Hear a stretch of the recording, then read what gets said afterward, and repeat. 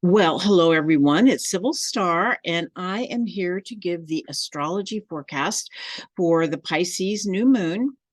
The Pisces new moon occurs at 1 degree, 22 minutes of Pisces, or sometimes, we round it up to 2 degrees. It's on February 19th at 11:06 p.m. Pacific time.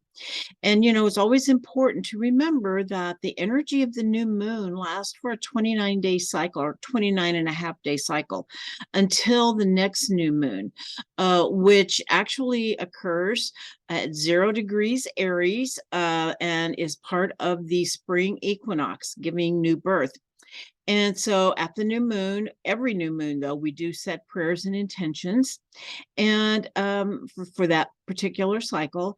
And Pisces can be compared to the last, say, the last trimester of pregnancy. It's the gestation cycle before the new birth at Aries. It's the last part of the gestation cycle. And Pisces is the last of the water signs and represents the great cosmic sea where we are all one. All right, so we're going into, basically 29 and a half, 30 degrees and days of Pisces. And so, like I said, it is the last sign. It is the sign where we all become one with all that is. It's ruled by Neptune, which is often compared to the great cosmic sea. And Neptune is also called the divine heart. And so I feel like this is a very heart-centered kind of an energy, and allowing our hearts to merge with all that is, which another word for that is unity consciousness. Um, Pisces is said to be mystical, dreamy, and imaginative. During this time, dreaming could be a very potent time for our dreams, our nighttime dreams, as well as our daytime dreams, because daydreaming is often part of the creative process where we start creating in the etheric realm and with visualizations. Anyway, but our dreaming is very important. It's a time of deep sensitivity and compassion. It's the final stage of the spiritual journey of the zodiac, where we learn to forgive, accept, and love unconditionally.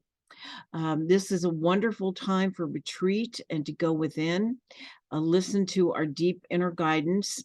It's a time for creativity, dream work, as I said, being in nature, being in silence, and surrendering to the great mystery. The shadow of Pisces is what I call the victim savior axis, because there is such great sensitivity. There can be a potential to want to rescue others. And often when we rescue, we ultimately become the victim. Or it could be a time where we're feeling like a victim. But the good news is that this new moon, and I'll be talking about it just a little later in this talk, is that this new moon is conjunct Saturn, and Saturn really makes us put on our big girl panties and deal with our stuff. So, so I think if any type of victimization comes in for ourselves, we will also be shown that we can actually handle it, whatever it is, we can manage it. Pisces is known for escapism, also due to that great sensitivity. Sometimes it's a harsh world to walk in with Piscean energy. And so there can be a potential to want to escape, through substance, through shopping, through gambling, whatever our addiction might be. And there could also be determining what is real and what is not real. All right. And Neptune, the ruler of this Pisces, is actually in Pisces. It's been transiting in Pisces, let's see, for the last 13 years. It's going to be moving out of Pisces in about 2 years, but we're all getting a master teaching in Pisces right now. It is the end of it's the end of the Piscean era. And so I feel like these teachings of unconditional love are just incredibly important. And Neptune is at 24 degrees of Pisces, but it's conjunct Venus in Pisces, which is at 29 degrees of Pisces. And Venus is exalted in Pisces. So both of these energies love to be swimming in these waters. And Venus and Neptune, I talked about that in my last moon day, but it's also part of the new moon in Pisces. And so this is where human love becomes divine love. It's a portal of divine love, of the awakened heart, which is one of the meanings is the merging of the higher and lower selves. And another piece is that recognition that I am another you, that, and ultimately, we have never left source, and we're all different faces of source having this experience of separation and recognizing that in each other, it is the awakened heart. It's a very creative and imaginative energy, very high frequency, high levels of sensitivity, compassion, and forgiveness. It reminds me of the energy, the way I experience the energy of Arcturus.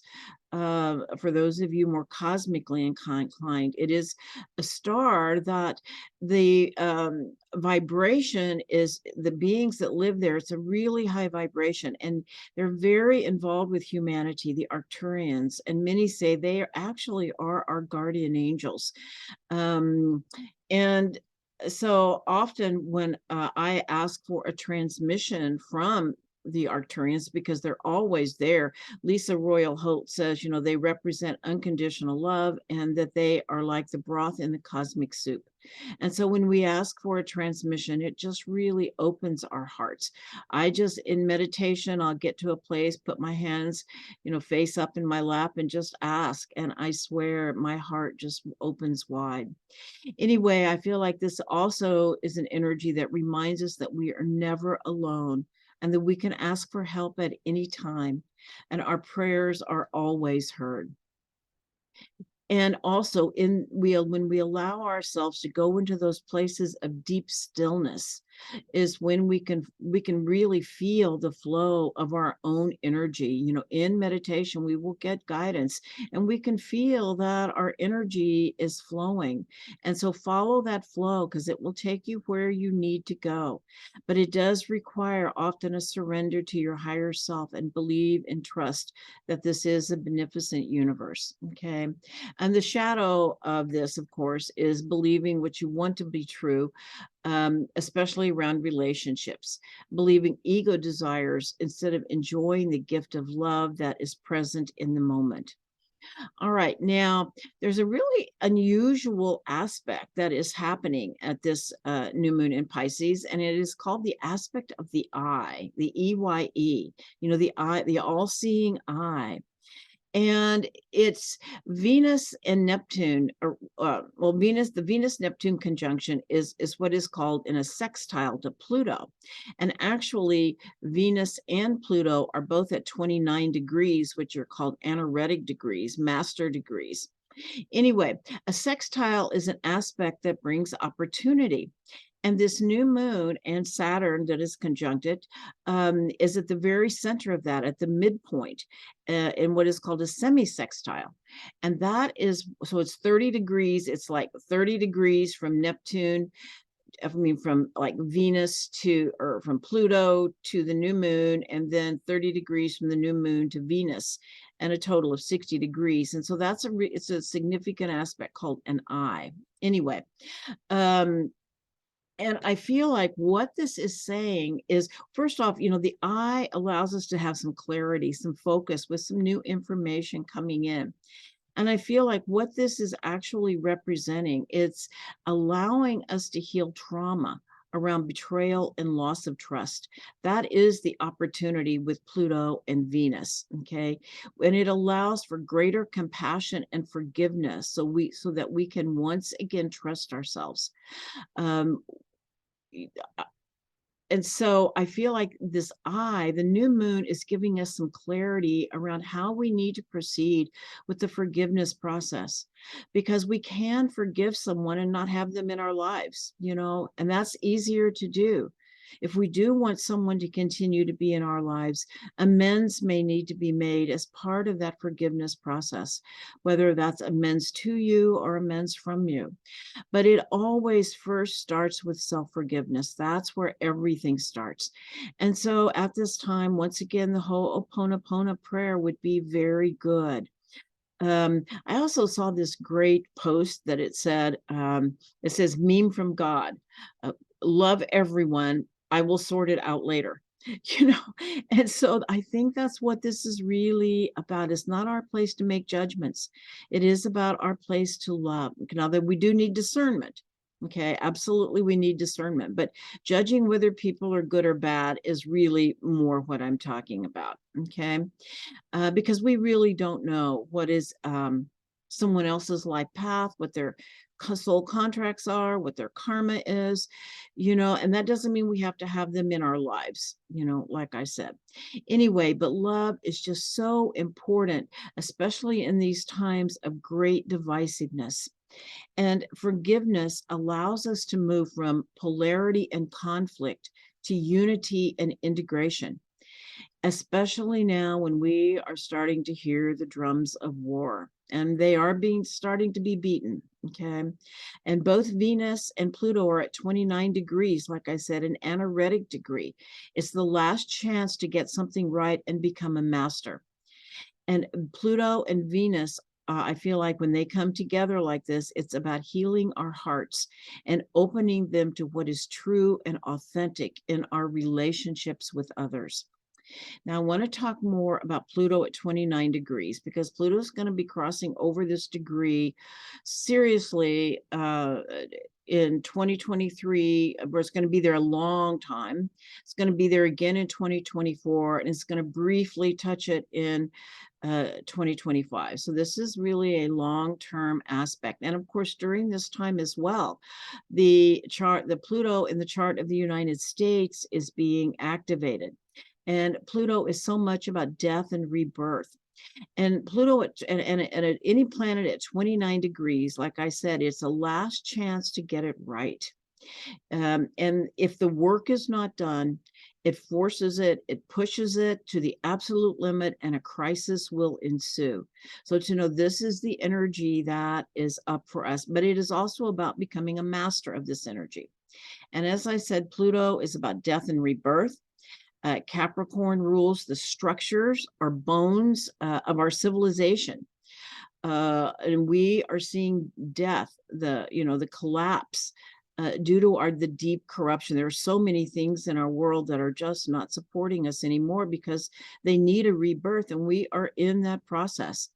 And, it's really important to know what is happening in the external world so that we can make choices that actually serve us. But it's also important to remember that and to understand that the outer world is a reflection of our inner world. And the only way to really change the external world is to heal ourselves. And, Mother Earth has told us so many times the way to heal her is to heal ourselves. And there, of course, is that beautiful Native American teaching that says, when we heal ourselves, we heal 7 generations before us, 7 generations after us, and Mother Earth. Okay. And it's so much about releasing old patterns. And we do that by making different choices. When something comes into our life, we can choose how to respond to it. We cannot always choose what happens, but we can choose how we respond, because that really is what creates our reality and our experience of life. Pluto is known as the planet of evolution. And so when Pluto is activated and strong, either in our personal charts or here in world events, we are at a time of deep evolution. We are evolving. We're being pushed to evolve. And so when we begin new patterns of thought and behavior, change is inevitable. Pluto is also a planet of transformation. And like the phoenix rising from the ashes, and the catalyst for this transformation is forgiveness. Pluto asks for radical. First, it's about honesty. It's about honesty, owning our stuff, and then forgiving ourselves. That's really the process. Okay. And once again, it's a great time for the whole Ho'oponopono prayer for ourselves, for our loved ones, for our community and the world. The prayer is, what is it? It's please forgive me. Thank you. I love you. I'm so sorry. That's really how it begins. I'm so sorry. Please forgive me. I love you and thank you. Okay. And because there is a potential for a great collective heart healing and awakening through compassion and forgiveness at this new moon. And with our new choices will bring new worlds.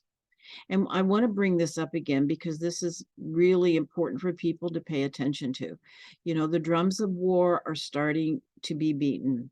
We cannot let another war with a nuclear power such as Russia or China happen.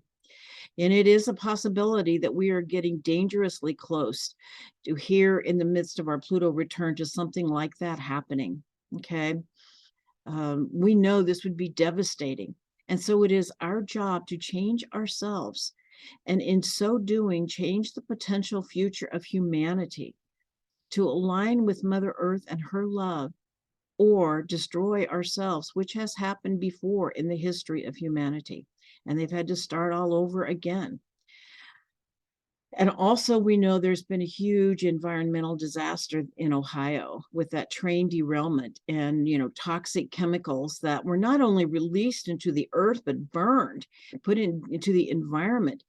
Some are comparing what has happened there to Chernobyl for the long-term toxicity of effects. And also, it has been released in the waterways that serve 25 million people. This needs to be dealt with. This needs to be addressed. And Pluto and Capricorn, really, 29 degrees, wants emotional maturity and accountability for ourselves and especially for those in power. It is part of the making amends process of forgiveness so that we can move out of these lower frequency vibrations, and to let it go. But some things just simply have to be addressed. And Pluto always wants, deep honesty and authenticity. Okay. And it is also important to remember that the higher we raise our frequency with the Neptune Venus, because that is truly unconditional love, the opposite energy also is released, which is the deep Pluto corruption, what is stagnant, what is dead, what is no longer working, some very deep corruption coming to the surface, and that we have a choice of how we meet it. Okay. And we can make choices. When we have the truth, we can make choices that really align with our highest good and hold people accountable. Okay. Now, as I said, we also have Saturn in Aquarius, which is conjunct this new moon. And I've saved the Sabian symbol for this because I think it really relates to this a lot. The Sabian symbol for this new moon is a squirrel hiding from hunters. And so to just know this new moon conjunct Saturn can bring up survival fears. Saturn does bring up kind of things, places of fear where we contract, and especially around survival. And but it could also just simply bring in some common sense, which is very helpful. Okay. I did want to say this though. Saturn could also bring in irrational fears, just basically fear of the unknown, and that which is anxiety. Okay. And Saturn wants to, it brings up the fear, and with the fear, we try to control it. And it's okay to be in a place of not understanding what is coming next, but a place of trusting. Okay. When we let fear come in, we try to control the future, and that's what brings anxiety. All right. But anyway, it could also bring common sense, which is very helpful, especially with so much of this dreamy Pisces, which really includes a big picture perspective. So it's telling us, and I feel like it's important to remain grounded while we also travel in the more creative and emotional realms. The new moon in Pisces conjunct Saturn in Aquarius is very much about idealism aligned with realism. Another way to say this is walking the mystical path with practical feet. It's being in service to the higher good, to the greater good, to the good of all, with very practical methods. Okay. It's also about an embodied spirituality. Take care of your body to carry you through this life and to hold these higher frequency vibrations that are coming in. I feel like this new moon is a preview of Saturn moving into Pisces, which it will do in this lunar cycle on March 7th. So I'll be having a lot more information coming out about that. Anyway, and I just read something really, really interesting. And we know Saturn is very much about structure. And as we're moving into Saturn, into Pisces, the structure of water. We've talked about structured water, about spring water, well water, all these, the more natural waters that have not been chemicalized and denatured, one might say. And Vera Austin is someone who's done a lot of work with the water. And I just read about an experiment that she did with water that was exposed to 5G. And the initial pictures show the shock and the trauma, and the water just is really, all of the crystals are denatured, one would say. But within a few days, she did this as a long-term project, not just once, and with the same water. And she said with no more exposure, the water fully restructured. This is what she said about it. What's so encouraging is that the water has the ability to structurally recover and remember its original blueprint patterns. Okay. And I feel like that is the way nature works, and it's the way we work. And so I feel like a piece of this Saturn conjunct the new moon, and also Saturn moving into Pisces, is to help us remember the original blueprint of how to manifest in this world and create. Okay. A Saturn, grounds the energy into the material world. So this can be a time where dreams become real. Remembering how to create in the material world by working in the quantum field. Energy follows thought. Where we focus our energy is what we create. And I feel like having Saturn here as well allows us to have the ability to focus without so many distractions. We may have some creative projects show up this month where we really need that focus. But Saturn in aspect of Pisces is very much about inner work, creating on their inner realms before they manifest in the external world. And I feel like being part of this I aspect, new information may come in, a new point of focus. And of course, Saturn is also always about claiming of one's own personal authority. And in this placement, it could be very well related to setting good personal boundaries in our relationships, being able to say, this is what I want and this is what I don't want. And but first of all, getting some clarity on what that actually is, so one could do that. All right. Now, the last one I'm going to talk about is Mercury, god of the mind. Mercury is in Aquarius at 12 degrees at this new moon, is in a square to Uranus at 15 degrees of Taurus, and is also in a trine with Mars at 14 degrees of Gemini. So Mercury in Aquarius is square Uranus, and Uranus is the ruler of Aquarius. So this is a very visionary aspect. With new ideas and transmissions coming in, but it's bringing in not what is, but what is possible. It's about seeing into the future. So some of your ideas, you might feel like they're a little crazy, but you know what? They just haven't landed in this realm yet, but they're coming. And to hold on to them, to know this is kind of a glimpse into the future.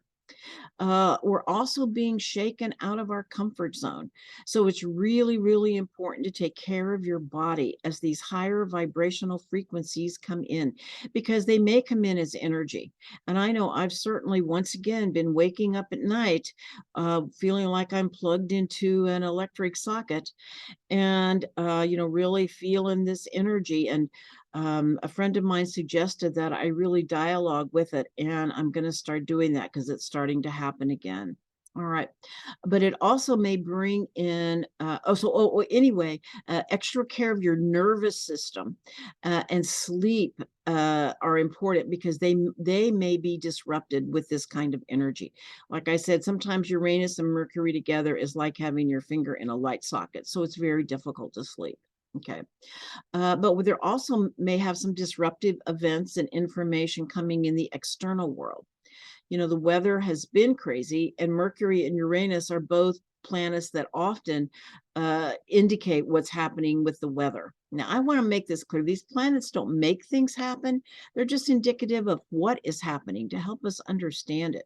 Although they do have a lot of energy, and so they do impact each one of us a little differently. Okay. And to also remember that, we are in a field of unlimited possibility.